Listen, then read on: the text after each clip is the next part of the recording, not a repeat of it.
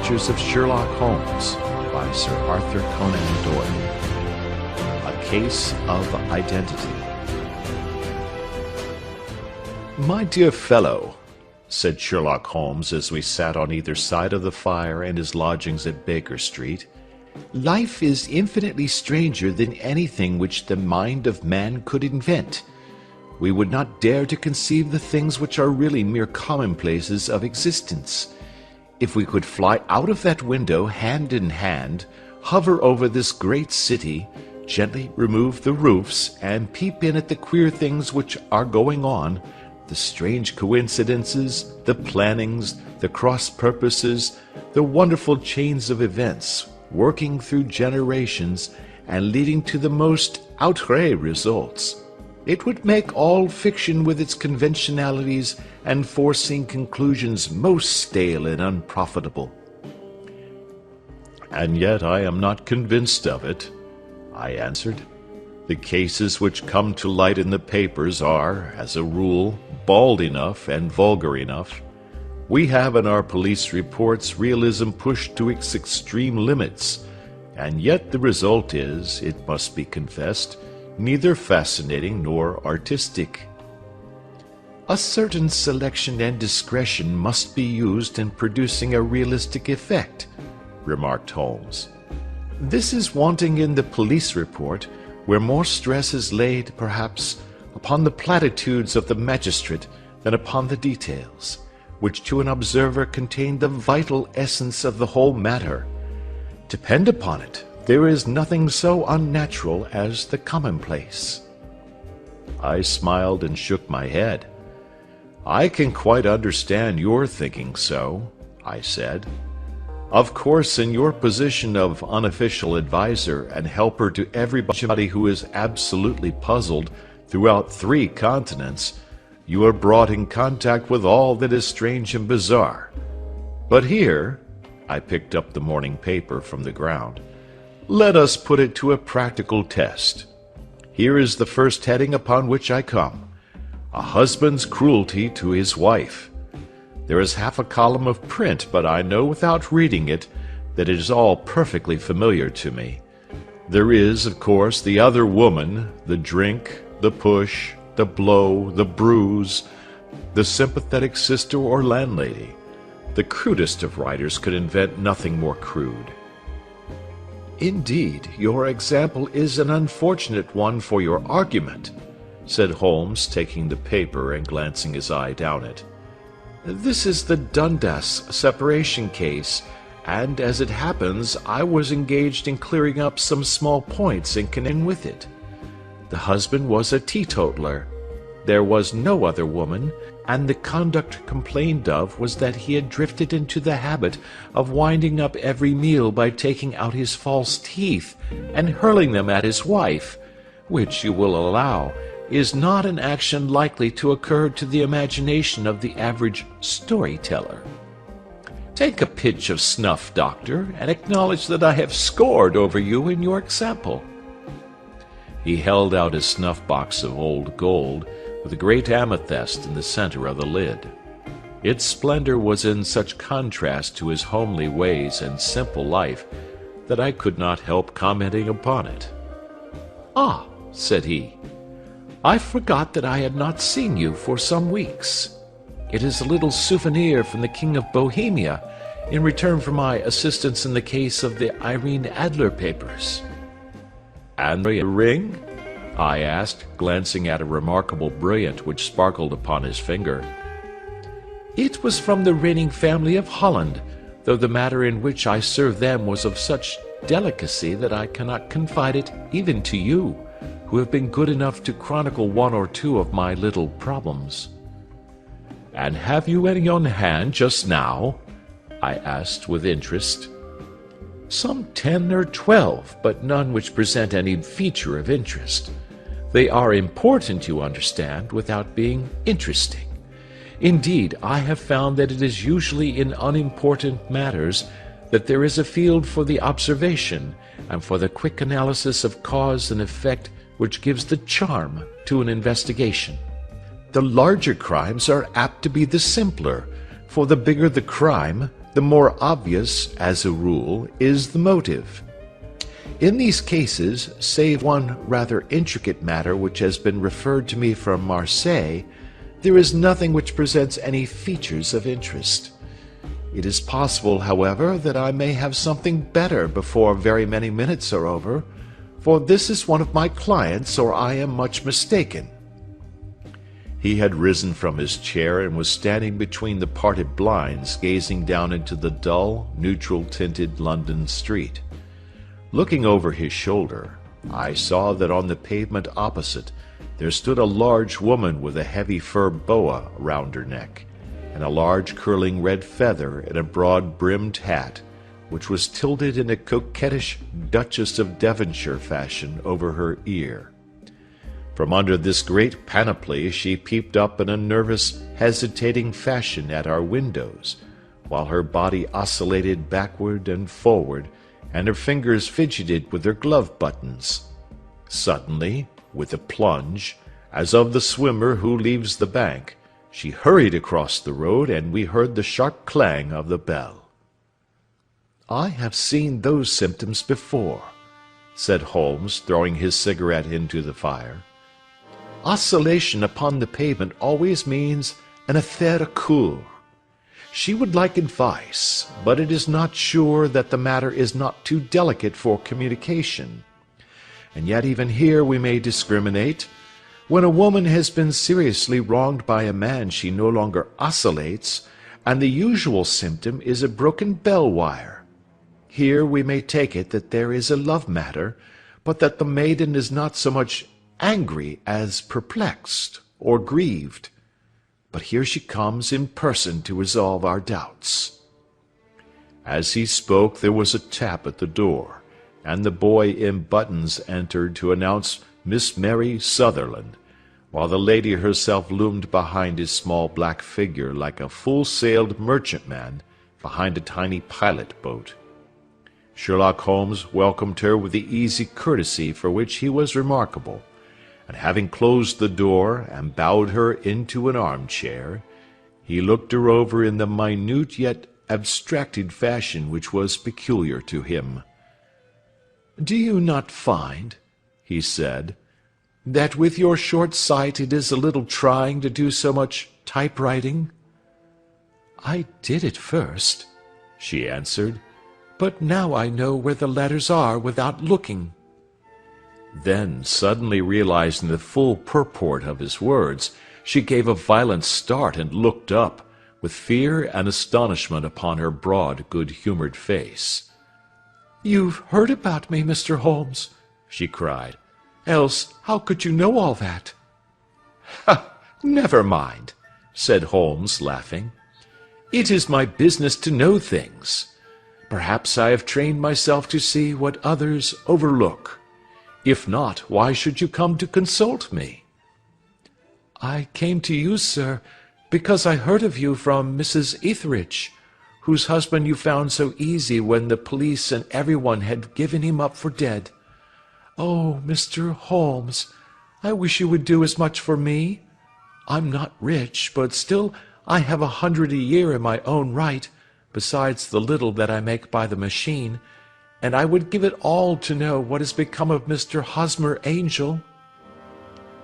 "Why did you come away to consult me in such a hurry?" asked Sherlock Holmes, with his finger-tips together and his eyes to the ceiling. Again a startled look came over the somewhat vacuous face of Miss Mary Sutherland. "Yes, I did bang out of the house," she said, "for it made me angry to see the easy way in which Mr. Winbank, that is, my father, took it all. He would not go to the police, and he would not go to you, and so at last, as he would do nothing, and kept on saying that there was no harm done, it made me mad, and I just on with my things and came right away to you." "Your father?" said Holmes.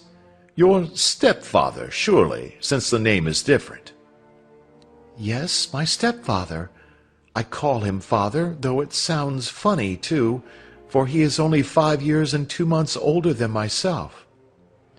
"And your mother is alive?" "Oh, yes, mother is alive and well. I wasn't best pleased, Mr. Holmes, when she married again so soon after father's death, and a man who was nearly 15 years younger than herself. Father was a plumber in the Tottenham Court Road, and he left a tidy business behind him, which mother carried on with Mr. Hardy, the foreman. But when Mr. Windibank came, he made her sell the business, for he was very superior, being a traveller in wines. They got £4,700 for the goodwill and interest, which wasn't near as much as father could have got if he had been alive." I had expected to see Sherlock Holmes impatient under this rambling and inconsequential narrative, but, on the contrary, he had listened with the greatest concentration of attention. "Your own little income," he asked, "does it come out of the business?" "Oh, no, sir. It is quite separate, and was left me by my Uncle Ned in Auckland. It is in New Zealand stock, paying 4.5%. £2,500 was the amount, but I can only touch the interest." "You interest me extremely," said Holmes, "and since you draw so large a sum as 100 a year, with what you earn into the bargain, you no doubt travel a little and indulge yourself in every way. I believe that a single lady can get on very nicely upon an income of about £60. "I could do with much less than that, Mr. Holmes, but you understand that as long as I live at home I don't wish to be a burden to them, and so they have the use of the money just while I am staying with them. Of course, that is only just for the time. Mr. Windibank draws my interest every quarter and pays it over to mother, and I find that I can do pretty well with what I earn at typewriting. It brings me 2d. a sheet, and I can often do from 15 to 20 sheets in a day." "You have made your position very clear to me," said Holmes. "This is my friend, Dr. Watson, before whom you can speak as freely as before myself. Kindly tell us now all about your connection with Mr. Hosmer Angel." A flush stole over Miss Sutherland's face, and she picked nervously at the fringe of her jacket. "I met him first at the gasfitters' ball," she said. "They used to send father tickets when he was alive, and then afterwards they remembered us, and sent them to mother. Mr. Windibank did not wish us to go. He never did wish us to go anywhere. He would get quite mad if I wanted so much as to join a Sunday school treat. But this time I was set on going, and I would go, for what right had he to prevent? He said the folk were not fit for us to know, when all father's friends were to be there, and he said that I had nothing fit to wear, when I had my purple plush that I had never so much as taken out of the drawer.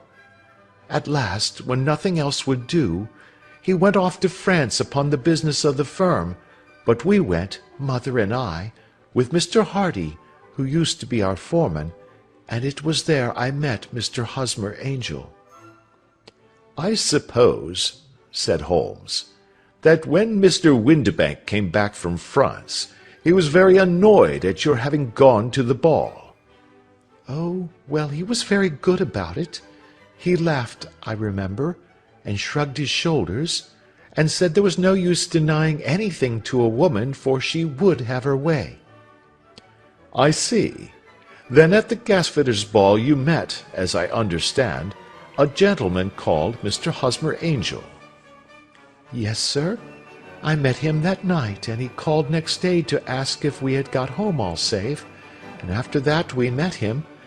That is to say, Mr. Holmes, I met him twice for walks, but after that father came back again, and Mr. Hosmer Angel could not come to the house any more." "No?" "Well, you know father didn't like anything of the sort. He wouldn't have any visitors if he could help it, and he used to say that a woman should be happy in her own family circle. But then, as I used to say to mother, a woman wants her own circle to begin with, and I had not got mine yet." "But how about Mr. Hosmer Angel? Did he make no attempt to see you?" Well, father was going off to France again in a week, and Hosmer wrote and said that it would be safer and better not to see each other until he had gone. We could write in the meantime, and he used to write every day. I took the letters in the morning, so there was no need for father to know. Were you engaged to the gentleman at this time? Oh, yes, Mr. Holmes. We were engaged after the first walk that we took. Hosmer, Mr. Angel, was a cashier in an office in Leadenhall Street, and— What office? That's the worst of it, Mr. Holmes. I don't know. Where did he live, then? He slept on the premises. And you don't know his address?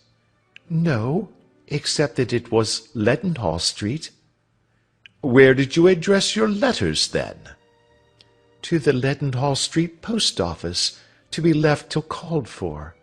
He said that if they were sent to the office he would be chaffed by all the other clerks about having letters from a lady, so I offered to typewrite them, like he did his, but he wouldn't have that, for he said that when I wrote them they seemed to come from me, but when they were typewritten he always felt that the machine had come between us. That will just show you how fond he was of me, Mr. Holmes, and the little things that he would think of.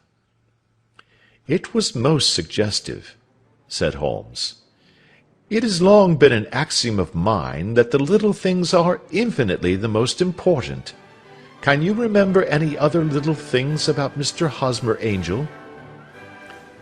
He was a very shy man, Mr. Holmes. He would rather walk with me in the evening than in the daylight, for he said that he hated to be conspicuous. Very retiring and gentlemanly he was. Even his voice was gentle. He'd had the quinsy and swollen glands when he was young, he told me, and it had left him with a weak throat and a hesitating, whispering fashion of speech.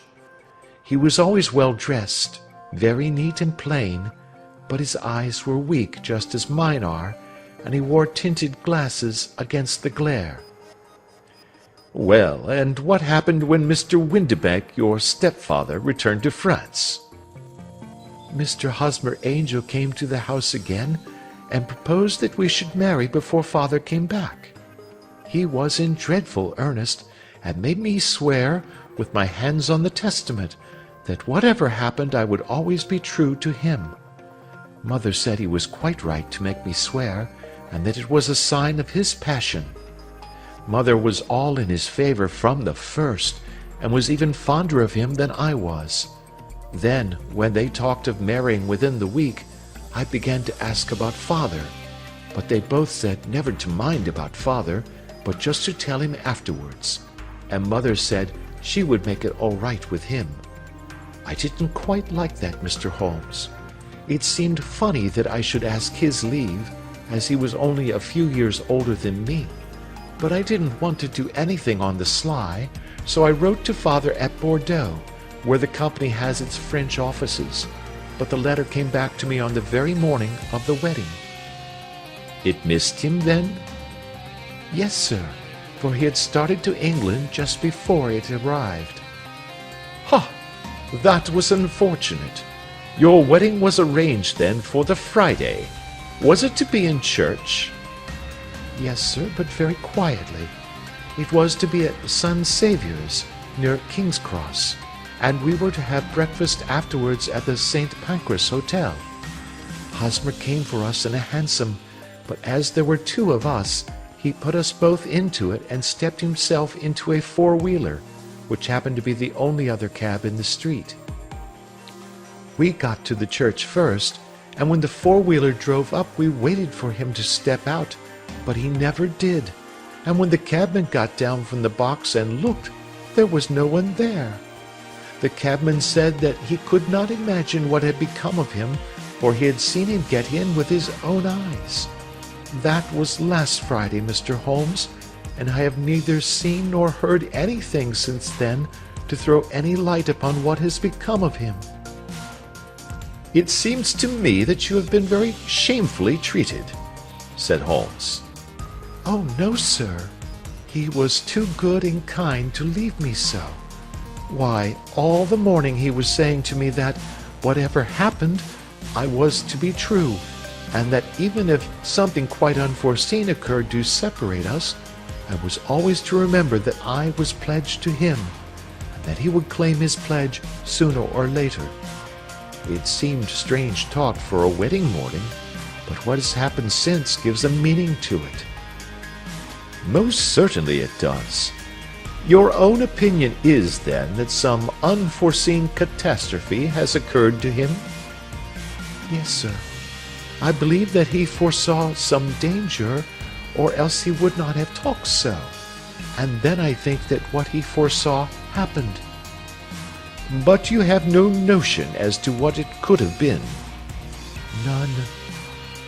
One more question. How did your mother take the matter? She was angry, and said that I was never to speak of the matter again. And your father, did you tell him? Yes, and he seemed to think, with me, that something had happened, and that I should hear of Hosmer again. As he said, what interest could anyone have in bringing me to the doors of the church, and then leaving me? Now, if he had borrowed my money, or if he had married me and got my money settled on him, there might be some reason, but Hosmer was very independent about money, and never would look at a shilling of mine. And yet, what could have happened? And why could he not write? Oh, it drives me half mad to think of it, and I can't sleep a wink at night. She pulled a little handkerchief out of her muff and began to sob heavily into it. I shall glance into the case for you, said Holmes, rising, and I have no doubt that we shall reach some definite result. Let the weight of the matter rest upon me now, and do not let your mind dwell upon it further. Above all, try to let Mr. Hosmer Angel vanish from your memory, as he has done from your life. Then you don't think I'll see him again? I fear not. Then what has happened to him? You will leave that question in my hands. I should like an accurate description of him, and any letters of his which you can spare. I advertised for him in last Saturday's Chronicle, said she. Here is the slip, and here are 4 letters from him. Thank you. And your address? Number 31 Lion Place, Camberwell. Mr. Angel's address you never had, I understand. Where is your father's place of business? He travels for Westhouse and Marbank, the great claret importers of Fenchurch Street. Thank you. You have made your statement very clearly. You will leave the papers here, and remember the advice which I have given you. Let the whole incident be a sealed book, and do not allow it to affect your life. You are very kind, Mr. Holmes, but I cannot do that. I shall be true to Hosmer. He shall find me ready when he comes back. For all the preposterous hat and the vacuous face, there was something noble in the simple faith of our visitor which compelled our respect. She laid her little bundle of papers upon the table and went her way, with a promise to come again whenever she might be summoned. Sherlock Holmes sat silent for a few minutes with his fingertips still pressed together, his legs stretched out in front of him, and his gaze directed upward to the ceiling. Then he took down from the rack the old and oily clay pipe, which was to him as a counselor, and, having lit it, he leaned back in his chair, with the thick blue cloud wreaths spinning up from him, and a look of infinite languor in his face. "Quite an interesting study, that maiden," he observed. "I found her more interesting than her little problem, which, by the way, is rather a trite one. You will find parallel cases, if you consult my index, in Andover in '77, and there was something of the sort at The Hague last year. Old as is the idea, however, there were 1 or 2 details which were new to me, but the maiden herself was most instructive." "You appeared to read a good deal upon her which was quite invisible to me," I remarked. Not invisible, but unnoticed, Watson. You did not know where to look, and you missed all that was important. I can never bring you to realize the importance of sleeves, the suggestiveness of thumbnails, or the great issues that may hang from a bootlace. Now, what did you gather from that woman's appearance? Describe it. Well, she had a slate-colored, broad-brimmed straw hat with a feather of a brickish red. Her jacket was black, with black beads sewn upon it, and a fringe of little black jet ornaments. Her dress was brown, rather darker than coffee color, with a little purple plush at the neck and sleeves. Her gloves were grayish and were worn through at the right forefinger. Her boots I didn't observe. She had small, round, hanging gold earrings, and a general air of being fairly well-to-do in a vulgar, comfortable, easy-going way. Sherlock Holmes clapped his hands softly together and chuckled. "Upon my word, Watson, you are coming along wonderfully. You have really done very well indeed. It is true that you have missed everything of importance, but you have hit upon the method, and you have a quick eye for color. Never trust to general impressions, my boy, but concentrate yourself upon details. My first glance is always at a woman's sleeve. In a man it is perhaps better first to take the knee of the trouser. As you observe, this woman had plush upon her sleeves, which is a most useful material for showing traces. The double line a little above the wrist, where the typewriter presses against the table, was beautifully defined. The sewing machine, of the hand type, leaves a similar mark, but only on the left arm, and on the side of it farthest from the thumb, instead of being right across the broadest part, as this was. I then glanced at her face, and, observing the dint of a pince-nez at either side of her nose, I ventured to remark upon short sight in typewriting, which seemed to surprise her. It surprised me.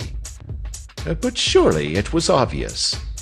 I was then much surprised and interested on glancing down to observe that, though the boots which she was wearing were not unlike each other, they were really odd ones, the one having a slightly decorated toe cap, and the other a plain one.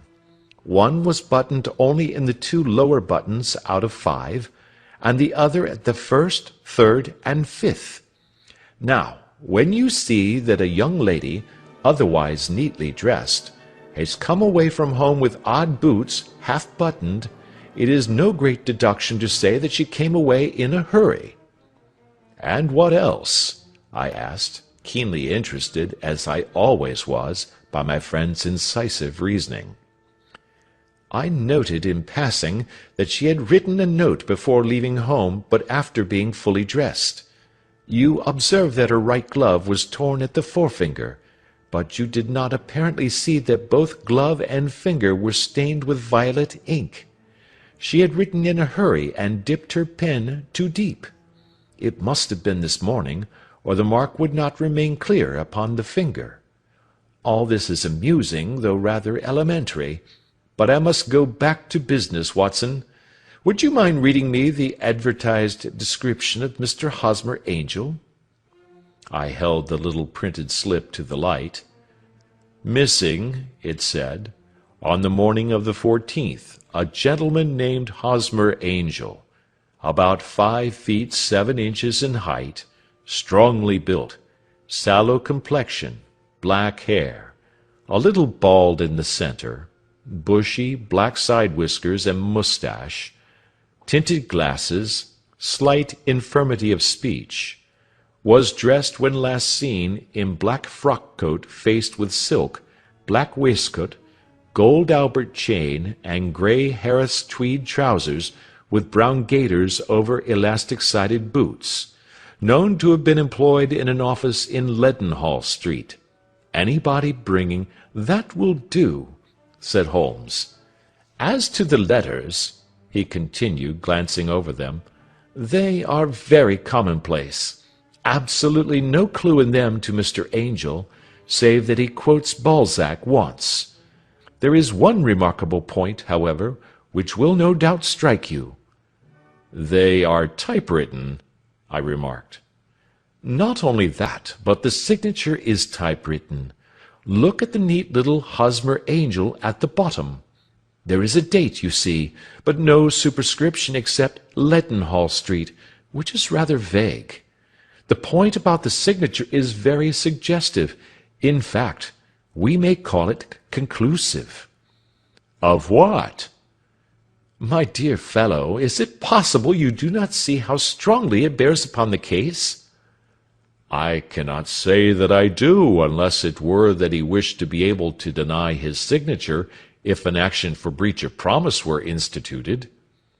"No, that was not the point. However, I shall write 2 letters which should settle the matter. One is to a firm in the city, the other is to the young lady's stepfather, Mr. Windibank, asking him whether he could meet us here at 6 o'clock tomorrow evening. It is just as well that we should do business with the male relatives. And now, doctor, we can do nothing until the answers to those letters come, so we may put our little problem upon the shelf for the interim." I had had so many reasons to believe in my friend's subtle powers of reasoning and extraordinary energy in action, that I felt that he must have some solid grounds for the assured and easy demeanour with which he treated the singular mystery which he had been called upon to fathom. Once only had I known him to fail, in the case of the King of Bohemia and the Irene Adler photograph. But when I looked back to the weird business of the sign of 4, and the extraordinary circumstances connected with the study in scarlet, I felt that it would be a strange tangle indeed which he could not unravel. I left him then, still puffing at his black clay pipe, with the conviction that when I came again on the next evening, I would find that he held in his hands all the clues which would lead up to the identity of the disappearing bridegroom of Miss Mary Sutherland. A professional case of great gravity was engaging my own attention at the time, and the whole of next day I was busy at the bedside of the sufferer. It was not until close upon 6 o'clock that I found myself free, and was able to spring into a hansom and drive to Baker Street, half afraid that I might be too late to assist at the dénouement of the little mystery. I found Sherlock Holmes alone, however, half asleep, with his long, thin form curled up in the recesses of his armchair. A formidable array of bottles and test-tubes, with the pungent, cleanly smell of hydrochloric acid, told me that he had spent his day in the chemical work which was so dear to him. "Well, have you solved it?" I asked as I entered. "Yes, it was the bisulfate of baryta." "No, no, the mystery!" I cried. "Oh, that! I thought of the salt that I had been working upon. There was never any mystery in the matter, though, as I said yesterday, some of the details are of interest. The only drawback is that there is no law, I fear, that can touch the scoundrel." "Who was he, then, and what was his object in deserting Miss Sutherland?"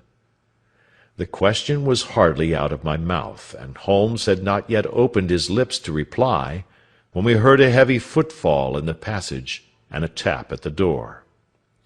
"This is the girl's stepfather, Mr. James Windibank," said Holmes. "He has written to me to say that he would be here at 6. Come in."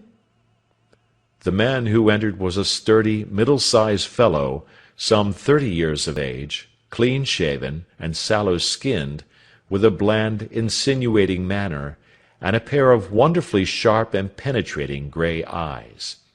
He shot a questioning glance at each of us, placed his shiny top-hat upon the sideboard, and with a slight bow sidled down into the nearest chair. "Good evening, Mr. James Windibank," said Holmes.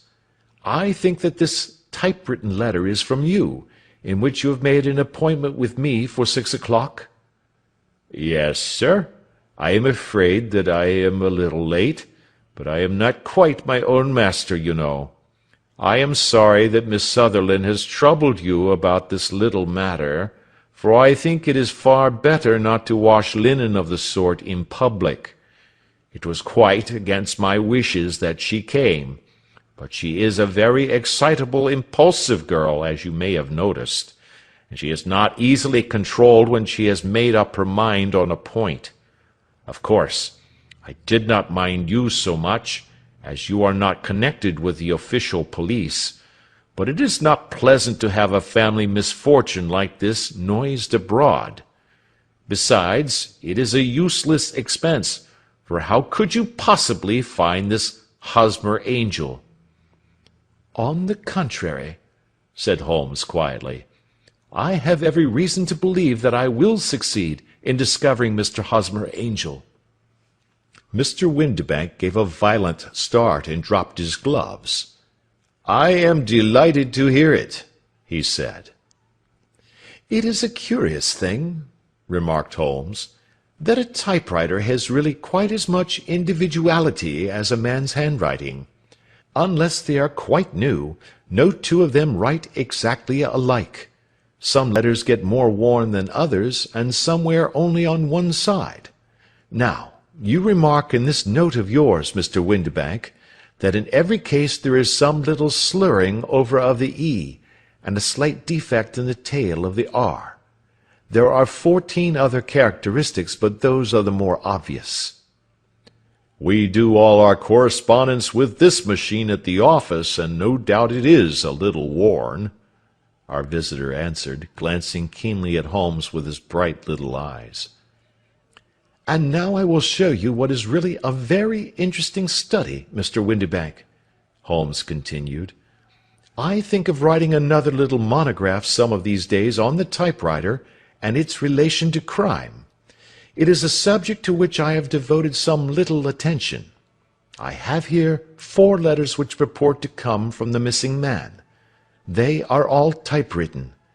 In each case, not only are the E's slurred and the R's tailless, but you will observe, if you care to use my magnifying lens, that the 14 other characteristics to which I have alluded are there as well." Mr. Windibank sprang out of his chair and picked up his hat. "I cannot waste time over this sort of fantastic talk, Mr. Holmes," he said. "If you can catch the man, catch him, and let me know when you have done it." "Certainly," said Holmes, stepping over and turning the key in the door. "I let you know then that I have caught him." "What? Where?" shouted Mr. Windibank, turning white to his lips and glancing about him like a rat in a trap. "Oh, it won't do. Really it won't," said Holmes suavely. "There is no possible getting out of it, Mr. Windibank. It is quite too transparent, and it was a very bad compliment when you said that it was impossible for me to solve so simple a question. That's right. Sit down and let us talk it over." Our visitor collapsed into a chair, with a ghastly face and a glitter of moisture on his brow. It's not actionable," he stammered. "I am very much afraid that it is not. But between ourselves, Windibank, it was as cruel and selfish and heartless a trick in a petty way as ever came before me. Now, let me just run over the course of events, and you will contradict me if I go wrong." The man sat huddled up in his chair, with his head sunk upon his breast, like one who was utterly crushed. Holmes stuck his feet up on the corner of the mantelpiece, and leaning back with his hands in his pockets, began talking rather to himself, as it seemed, than to us. "The man married a woman very much older than himself for her money," said he, "and he enjoyed the use of the money of the daughter as long as she lived with them. It was a considerable sum for people in their position, and the loss of it would have made a serious difference. It was worth an effort to preserve it. The daughter was of a good, amiable disposition, but affectionate and warm-hearted in her ways, so that it was evident that with her fair personal advantages and her little income, she would not be allowed to remain single long. Now her marriage would mean, of course, the loss of 100 a year, so what does her stepfather do to prevent it? He takes the obvious course of keeping her at home and forbidding her to seek the company of people of her own age. But soon he found that that would not answer forever. She became restive, insisted upon her rights, and finally announced her positive intention of going to a certain ball. What does her clever stepfather do then? He conceives an idea more creditable to his head than to his heart. With the connivance and assistance of his wife, he disguised himself, covered those keen eyes with tinted glasses, masked the face with a moustache and a pair of bushy whiskers, sunk that clear voice into an insinuating whisper, and doubly secure on account of the girl's short sight, he appears as Mr. Hosmer Angel, and keeps off other lovers by making love himself. "It was only a joke at first," groaned our visitor. "We never thought that she would have been so carried away." "Very likely not. However that may be, the young lady was very decidedly carried away, and having quite made up her mind that her stepfather was in France, the suspicion of treachery never for an instant entered her mind. She was flattered by the gentleman's attentions, and the effect was increased by the loudly expressed admiration of her mother. Then Mr. Angel began to call, for it was obvious that the matter should be pushed as far as it would go if a real effect were to be produced. There were meetings, and an engagement, which would finally secure the girl's affections from turning towards anyone else. But the deception could not be kept up forever. These pretended journeys to France were rather cumbrous. The thing to do was clearly to bring the business to an end in such a dramatic manner that it would leave a permanent impression upon the young lady's mind, and prevent her from looking upon any other suitor for some time to come. Hence those vows of fidelity exacted upon a testament, and hence also the allusions to a possibility of something happening on the very morning of the wedding. James Windibank wished Miss Sutherland to be so bound to Hosmer Angel, and so uncertain as to his fate, that for 10 years to come, at any rate, she would not listen to another man. As far as the church door he brought her, and then, as he could go no farther, he conveniently vanished away by the old trick of stepping in at one door of a four-wheeler and out at the other. I think that was the chain of events, Mr. Windibank."